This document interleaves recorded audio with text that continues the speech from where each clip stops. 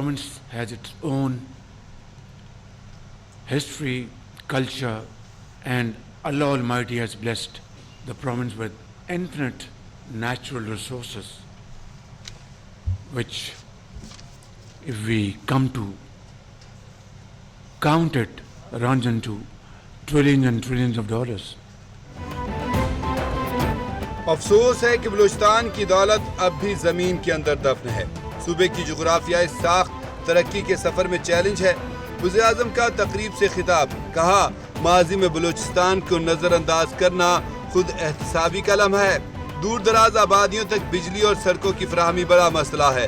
مضبوط سڑکوں کے نیٹ ورک کے بغیر تعلیم و صنعت کی ترقی ممکن نہیں. 2018 میں ملک سے دہشت گردی کا خاتمہ ہوا. کچھ وجوہات پر دوبارہ شروع ہو گئی.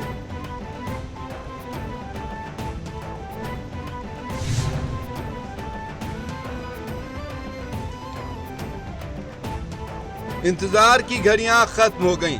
قومی ایئر لائن پی آئی اے کی ساکھ دوبارہ بحال. 5 سال بعد پی آئی اے کا برطانیہ کے لیے فلائٹ آپریشن بحال کر دیا گیا. اسلام آباد ایئرپورٹ پر وزیر دفاع ہوا بازی خواجہ آصف نے برطانیہ کے لیے پی آئی اے آپریشن کا افتتاح کر دیا. تقریب سے خطاب میں خواجہ آصف نے کہا بہت نقصان اٹھا چکے. پی آئی اے کھویا ہوا مقام دوبارہ حاصل کر رہی ہے. مسلم لیگ نون کی حکومت نے پی آئی اے کے معیار کو دوبارہ بحال کیا.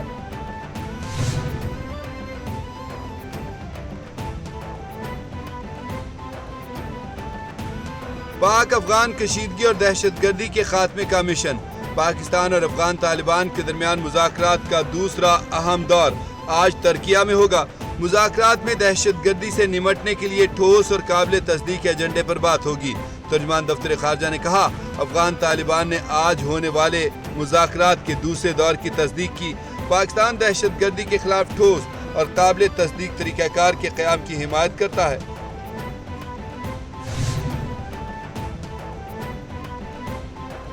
پاک افغان کشیدگی کے بعد دونوں ممالک کے مابین سرحد 14ویں روز بھی بند. بارڈر کے دونوں اطراف ٹرکوں کی لمبی قطاریں. اشیاء خوردونوش خراب ہو گئیں. تورخم، چمن، خرلاچی، انگورنڈا بارڈر بند. کسٹمز حکام کے مطابق چمن سے صرف افغانیوں کی واپسی کی اجازت دی جا رہی ہے. 10,000 افغانی واپس جا چکے. 1200 کنٹینرز واپس آ چکے ہیں. باب دوستی چمن کھلنے کی صورت میں ٹرانزٹ کنٹینرز کو مرحلہ وار بحال کرنے کی تجویز زیر غور. پاکستان کی کامیاب سفارتکاری نے عالمی منظرنامہ بدل دیا. امریکی جریدے فارن پالیسی کا اعتراف. امریکی جریدے نے پاکستان کو خطے کا سفارتی فاتح قرار دے دیا. امریکی جریدے کے مطابق پاکستان کی خارجہ پالیسی نے عالمی منظرنامہ بدل کر رکھ دیا. پاکستان نے سفارتکاری کے ذریعے عالمی توجہ حاصل کی. فیلڈ مارشل کی ٹرمپ سے ملاقات سے نئی گرم جوشی پیدا ہوئی. امریکہ کے پاکستان کی جانب جھکاؤ سے بھارت میں تشویش پائی جاتی ہے.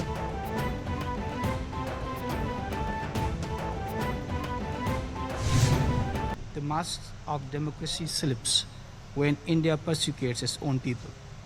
Muslims lynched on the streets, Christians assaulted in their churches, Sikhs demonized for their faith, Dalits dehumanized for their caste. اقوام متحدہ میں پاکستانی قونصلر نے بھارت کا مکروہ چہرہ بے نقاب کر دیا. بھارت میں مسلمان، مسیحی، سکھ، دلت برادریاں ظلم و تشدد کا شکار ہیں. پاکستان نے دنیا پر واضح کر دیا. اقوام متحدہ میں پاکستانی قونصلر قیصر سروانی نے کہا کہ گجرات، دہلی اور منی پور کے قتل عام بھارت کے چہرے پر بدنما داغ ہیں. کشمیر ایک بین الاقوامی طور پر تسلیم شدہ متنازع علاقہ ہے. بھارت ریاستی دہشت گردی ختم کرے، قراردادوں کے مطابق مسئلہ حل کرے. کسی بھی جارحیت کے خلاف پاک فوج اور عوام سیسا پلائی ہوئی دیوار ثابت ہوں گے. D G I S P R کا دشمن کو ایک بار پھر واضح پیغام. D G I S P R کی مردان کی مختلف یونیورسٹیز اور مدارس کے اساتذہ اور طلباء سے گفتگو. D G I S P R نے مارکہ حق، پاک افغان کشیدگی اور دیگر موضوعات پر بات کی. طلباء کی جانب سے کہا گیا ملکی سلامتی اور استحکام کے حصول کے لیے خیبر پختونخوا کے نوجوان پاک فوج کے شانہ بشانہ کھڑے ہیں.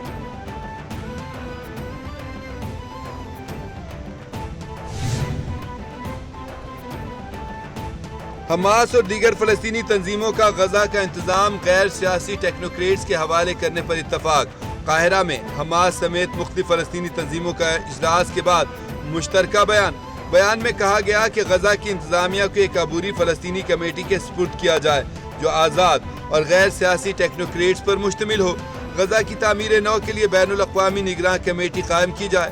اسرائیل جنگ بندی معاہدے پر عمل درآمد اور اس کے تحت تمام اقدامات کو جاری رکھے۔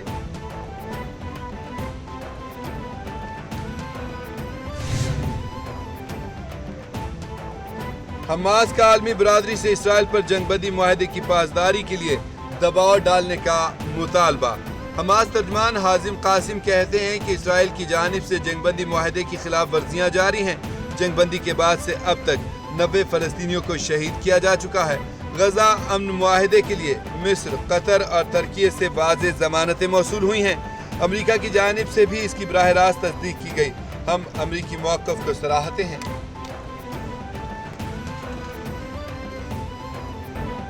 وفاقی حکومت نے انتہا پسند مذہبی جماعت کو کالعدم قرار دے دیا۔ وزارت داخلہ کی جانب سے انتہا پسند مذہبی جماعت پر پابندی لگانے کا نوٹیفکیشن جاری۔ نوٹیفکیشن کے مطابق وفاقی حکومت سمجھتی ہے انتہا پسند مذہبی جماعت دہشت گردی میں ملوث ہے۔ وفاقی کابینہ نے گزشتہ روز انتہا پسند جماعت پر پابندی لگانے کی منظوری دی۔ کابینہ اعلامیے میں کہا گیا، تنظیم کی وجہ سے ملک کے مختلف حصوں میں شرنگیزی کے واقعات ہوئے۔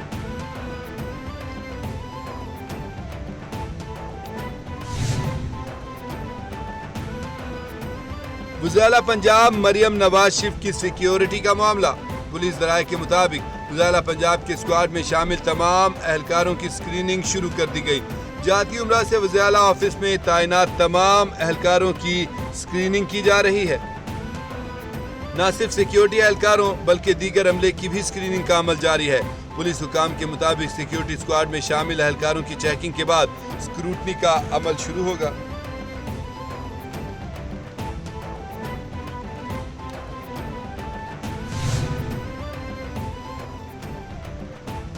وزیر اعلیٰ پنجاب مریم نواز شریف نے ایئر پنجاب کو جلد از جلد فنکشنل کرنے کا حکم دے دیا۔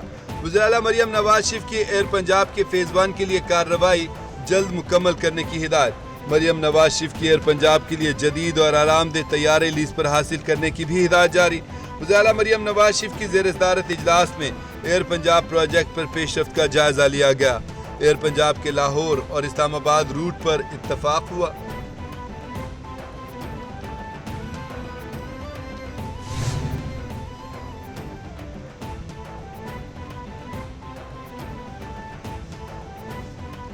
پاکستان پولینڈ کے ساتھ سیاسی و معاشی تعلقات مزید مضبوط بنانے کا خواہش مند ہے۔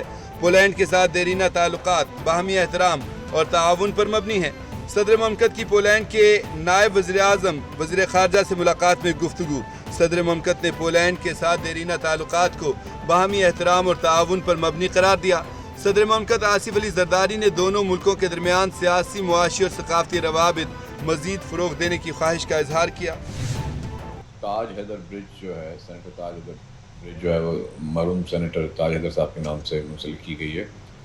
یہ یلو لائن BRT جو کراچی کی شہریوں کے لیے پاکستان پیپلز پارٹی کی حکومت سندھ کی جانب سے ایک عظیم پروجیکٹ شروع کیا گیا ہے، اس کا حصہ ہے۔ یہ اسٹیٹ آف دی آرٹ برج ہے اور یہ بہت کم عرصے میں کمپلیٹ ہوئی ہے۔ حکومت سندھ اس وقت BRT کے مختلف منصوبوں پر بھرپور انداز میں کام کر رہی ہے۔ عزم ہے کہ کراچی میں state of the art transport اور جدید سڑکوں کا نظام فراہم کیا جائے۔ شرجیل انعام میمن کا ویڈیو پیغام، کہا ماحولیاتی بہتری کے لیے یلو لائن منصوبے کے تحت EV بسز متعارف کرائی جا رہی ہیں۔ سینیٹر تاج حیدر برج کی کراچی کے شہریوں کے لیے حکومت سندھ کا ایک عظیم منصوبہ ہے۔ یہ منصوبہ شہریوں کے لیے سہولت ہوگا۔